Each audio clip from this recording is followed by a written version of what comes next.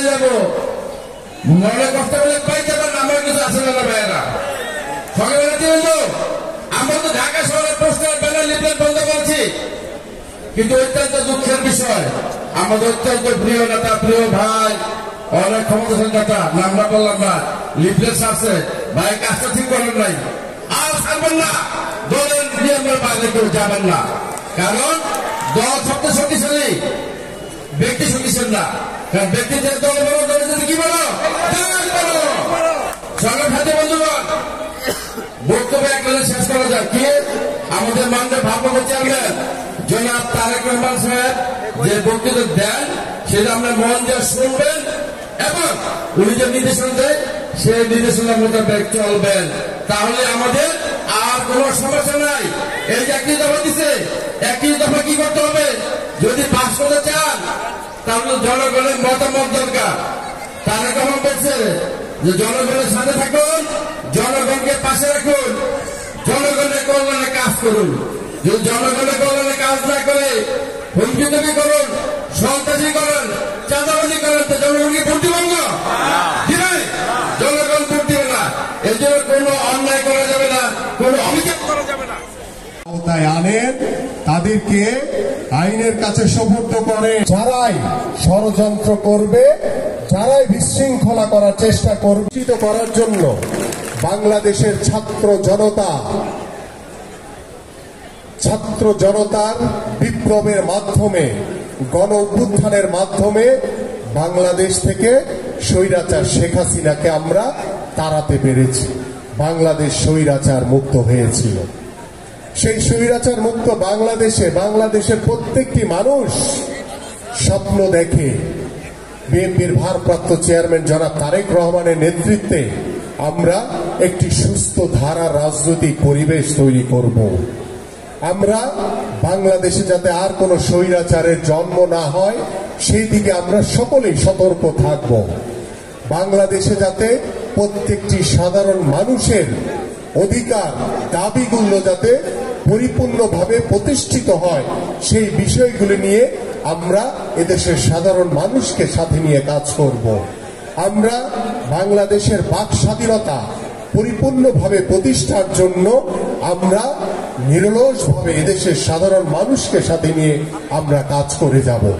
আমরা বিচার বিভাগের স্বাধীনতা থেকে শুরু করে বাংলাদেশের যে ধ্বংসস্তূপ রাষ্ট্রীয় প্রতিষ্ঠানগুলো রয়েছে, গত 17 বছর ধরে এই স্বৈরাচার শেখ হাসিনার সরকার বাংলাদেশের রাষ্ট্রীয় প্রতিষ্ঠানগুলোকে ধ্বংস করে ফেলেছে। সেই ধ্বংসস্তূপ রাষ্ট্রীয় প্রতিষ্ঠানগুলোকে মেরামতের জন্য আমাদের মাননীয় ভারপ্রাপ্ত চেয়ারম্যান জনাব তারেক রহমান রাষ্ট্র কাঠামো মেরামতের এই 31 দফার রূপরেখা দিয়েছেন, 31 দফা দিয়েছেন।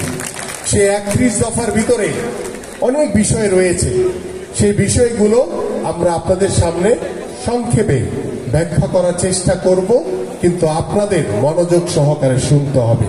কিন্তু মাঝখানে একটি কথা বলতে চাই যে 5ই আগস্টের পরে যখন বাংলাদেশের মানুষ স্বপ্ন দেখেছে যে আমরা একটি সুন্দর সমাজ গড়ব, একটি সমৃদ্ধশালী বাংলাদেশ গড়ব, আমরা দলমত নির্বিশেষে ঐক্যবদ্ধ হয়ে আমাদের একটি সোনার বাংলাদেশ গড়ব।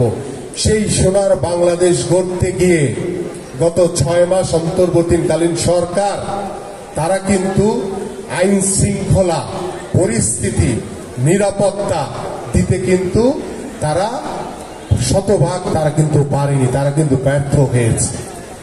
বাংলাদেশের আইন শৃঙ্খলা বাহিনীর যে পরিস্থিতি, বাংলাদেশের যে রাষ্ট্রীয় প্রতিষ্ঠানগুলো যে পরিস্থিতি, এখনো কোনো স্থিতিশীল অবস্থা ফিরে আসেনি। আমাদের দরকার একটি স্থিতিশীল বাংলাদেশ গড়া। সেই বাংলাদেশ গড়ার জন্য বাংলাদেশে দেখেন আজকে বাংলাদেশের রাষ্ট্রীয় প্রতিষ্ঠানগুলোতে এখনো স্বৈরাচারের প্রেতাত্মারা বসে আছে।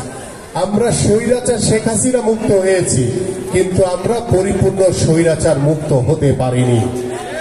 আমরা গণতন্ত্রের দ্বার প্রান্তে পৌঁছেছি, কিন্তু পরিপূর্ণভাবে গণতন্ত্র প্রতিষ্ঠা করতে পারিনি।